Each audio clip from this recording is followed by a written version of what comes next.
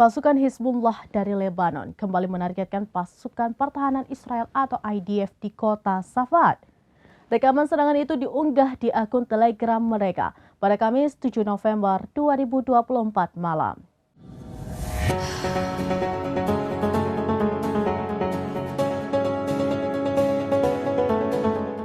Pasukan Hizbullah dari Lebanon kembali menargetkan pasukan pertahanan Israel atau IDF di kota Safad. Rekaman serangan itu diunggah di akun Telegram mereka pada Kamis 7 November malam. Dinarasikan perlawanan Islam menggunakan rudal Malak I dalam operasi militer itu. Terlihat Hizbullah dan rudalnya berkamuflase di balik semak-semak. Konvoi pengangkut senjata IDF pun berhasil diledakkan Hizbullah. Tidak hanya itu, pemukiman di kota Safad pun ditembaki hingga meledak satu persatu. Sebanyak 26.000 warga Safad pun terancam. Selain itu, Hizbullah juga menargetkan pasukan pertahanan Israel atau IDF. Kali ini perlawanan Islam di Lebanon itu melakukan operasi militer ke posisi pasukan IDF yang sedang mengadakan pertemuan.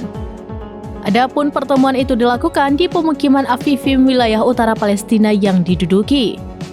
Detik-detik penyerangan diunggah di Telegram pada Kamis 7 November. Dinarasikan Hizbullah menggunakan rudal Nor 1 untuk menyerang wilayah tersebut. Di akhir video terlihat pemukiman Afifim terbakar membara.